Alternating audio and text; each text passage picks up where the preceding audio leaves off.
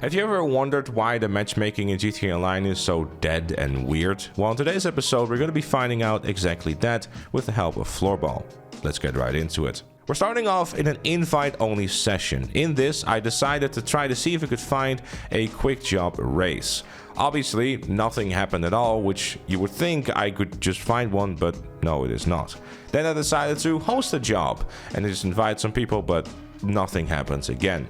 Then I played that job, hosted again, and spent 10 minutes of waiting and not a single soul joined, even when I had auto invite enabled. Now there's a reason for that. If you start from an invite only session, your matchmaking actually never gets updated from closed or locked, meaning that no one is going to get invites or is able to join your session, unless you specifically invite them through being a friend or a crew member.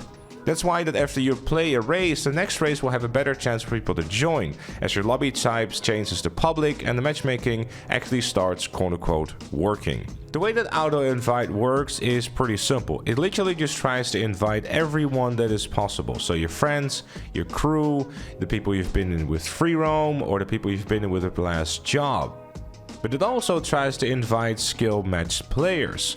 But this is kind of where the problem starts, because as soon as the game is done with inviting everyone you previously played with, whether in free roam or in a previous job, and your friends and your crew, then it starts to invite people that are considered skill matched players. But these are just random people that the game sends invites to, but these skill matched player invites have been disabled a while back due to exploits, which is fun, and also means that at some point, as soon as those previous players were invited, no one is getting an invite anymore, and you're gonna be stuck there thinking that people have been invited when they haven't been.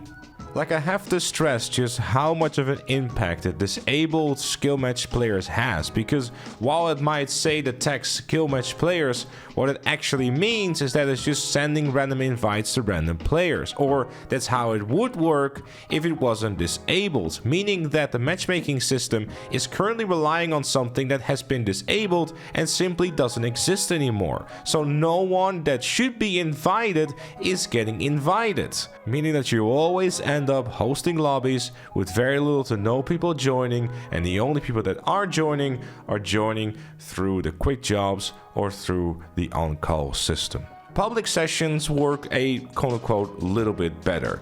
If you search for a quick job race, when I did, I instantly found one, but I got a parachuting job.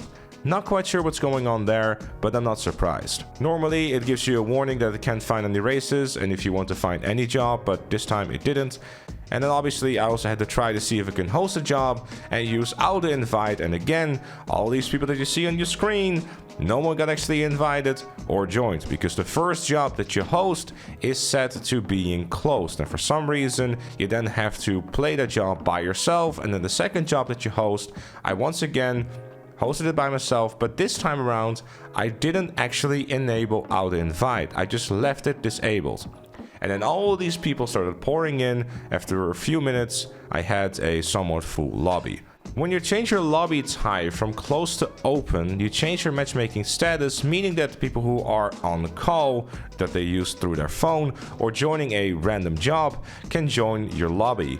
But if you're in an invite-only session, again, your matchmaking status will actually never update. So that is again why you will never ever have anyone join your lobbies until you've played that one job.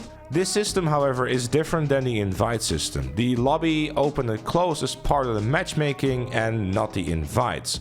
So to summarize this, matchmaking basically is on call and the people joining a random job.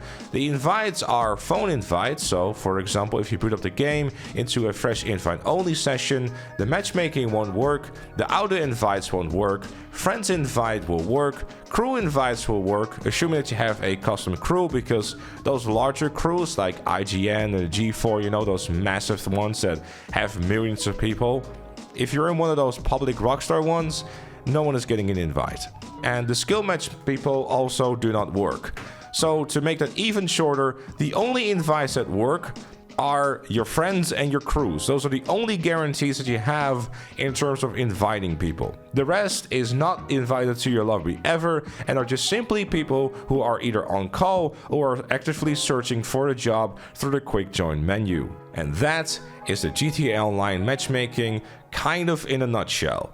It is very broken, it is very flawed, and I'm really hoping that for GTA 6 this is going to be significantly better and at least as good as Red Dead Online was, because that system was a whole lot better. They completely ditched all this invite stuff and this convoluted shit of hosting your own lobbies and just went to a straight matchmaking system where Rockstar was like, here's a map, here's a mode, go join it, it's full, it's not full, we'll wait for more players, you can play the match. It is much better. I understand why GTA Online went the way that it did because of GTA 4 and giving everyone the freedom to pick what they want, but there is still a time and a place for that.